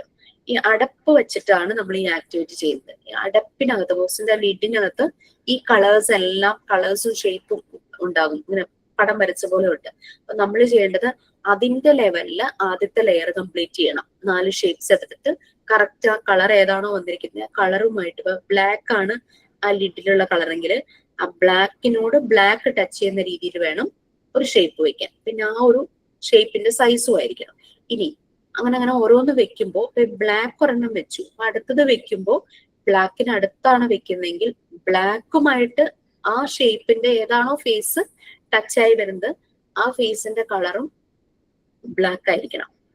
ചില ഷേപ്സ് ഫുള്ളി ഒരേ കളർ ആയിരിക്കും, ചില ഷേപ്പ് ബ്ലൂവും ബ്ലാക്കിന്റെയും കോമ്പിനേഷൻ, ചിലത് ബ്ലാക്കും റെഡിന്റെയും കോമ്പിനേഷൻ. അത് നിങ്ങൾക്ക് നേരിട്ട് ചെയ്യുമ്പോൾ കുറച്ചുകൂടെ മനസ്സിലാവും. ട്രൈനോമിയൽ ക്യൂബ്സ്, ട്രൈ എന്ന് പറഞ്ഞാൽ 3 ആണല്ലോ. ട്രൈനോമിയൽ ക്യൂബ്സ് എന്ന് പറഞ്ഞു കഴിഞ്ഞാല് 3 ലെയർ ആയിരിക്കും. 3 ക്യൂബ് 3 ക്യൂബ് 3 ക്യൂബ്. 3 ക്യൂബ് എന്ന് പറഞ്ഞാൽ 9 9 9 9, അതായത് 9 + 9 18, 18 + 9 27 ഷേപ്സ് ആയിരിക്കും അതിലുണ്ടാകുന്നത്. ഓക്കെ, ക്ലിയർ ആയി? അപ്പൊ 9 താഴെ വയ്ക്കും. ബൈനോമിയലിന് 4 ആയിരുന്നു, അതിന്റെ മുകളിൽ 4, അങ്ങനെ 8 ആയി. 2 സ്ക്വയർ 2 സ്ക്വയർ. ട്രൈനോമിയൽ വന്നപ്പോ 3 ക്യൂബ് 9, അതിന്റെ മുകളിൽ വീണ്ടും 9, വീണ്ടും 9, 27. അതാണ് വ്യത്യാസം. നമ്മുടെ ബൈനോമിയൽ ഉണ്ട്. ശരിക്കും മോണ്ടിസോറി കുട്ടികൾക്ക് ആവശ്യമില്ല, എന്നാലും ബൈനോമിയൽ ക്യൂബിന്റെ റെപ്രസെന്റേഷൻ എന്ന് പറഞ്ഞു കഴിഞ്ഞാൽ നമ്മൾ പഠിച്ച a+b² എന്നുള്ള ബൈനോമിയൽ ഇക്വേഷൻ ഇല്ലേ, a³ + 3a² b + 3ab² + b³ ആണ്. അവിടെ 2 ക്യൂബ് ഉണ്ടാകും. പിന്നെ നമുക്കറിയാം ക്യൂബ് എന്ന് പറഞ്ഞാൽ, അല്ലെങ്കിൽ ക്യൂബോയിഡ് എന്ന് പറഞ്ഞു കഴിഞ്ഞാൽ ലെങ്ത്, ബ്രെഡ്ത്ത്, ഹൈറ്റ് 3 ഡയമെൻഷൻസ് വരും. ഇത് 3ഉം ഈക്വൽ ആകുമ്പോഴാണ് അത് ക്യൂബ് ആകുന്നത്. ക്യൂബോയിഡ് എന്ന് പറയുമ്പോൾ 3ഉം ഡിഫറെന്റ് ആകാം, ഏതെങ്കിലും 2 ഈക്വൽ ആയാലും ക്യൂബോയിഡ് തന്നെയാണ്. So a² b, 2 side equal ആയി, ഒരെണ്ണം ഡിഫറെന്റ് ആയി, ദാറ്റ് ഈസ് a² b, അതൊരു ക്യൂബോയിഡ് ആയി. ab², b 2 സൈഡ് ഈക്വൽ ആയി, ഒരെണ്ണം ഡിഫറെന്റ് ആയി, ദാറ്റ് ഈസ് ab². a³ എന്ന് പറഞ്ഞപ്പോൾ 3 സൈഡും ഈക്വൽ ആയി, ദാറ്റ് ഈസ് a³. b³ എന്ന് പറയുമ്പോൾ 3 സൈഡും ഈക്വൽ ആയി, ദാറ്റ് ഈസ് b³. ക്ലിയർ ആയെന്ന് വിചാരിക്കണം. Okay, thank you so much. നമുക്ക് നാളെയും ക്ലാസ് ഉണ്ടാകും. നാളെ ഞാനായിരിക്കും. പിന്നെ കഴിഞ്ഞ് കഴിഞ്ഞാൽ മിക്കവാറും ഫ്രൈഡേ ഉണ്ടാകാൻ ചാൻസ് ഇല്ല. നിങ്ങൾക്ക് അറിയില്ല, നോക്കട്ടെ. നാളത്തെയും കൊണ്ട് നമുക്ക് എല്ലാം ഒന്ന് പ്രാക്ടിക്കൽ സെഷൻ എല്ലാ ഏരിയ ഒന്ന് കവർ ചെയ്ത് പോയിട്ട് സാറ്റർഡേ നമുക്ക് നേരിട്ട് കാണാം. Okay, okay ma'am, thank you. Thank you ma'am. Thank you ma'am. Thank you ma'am.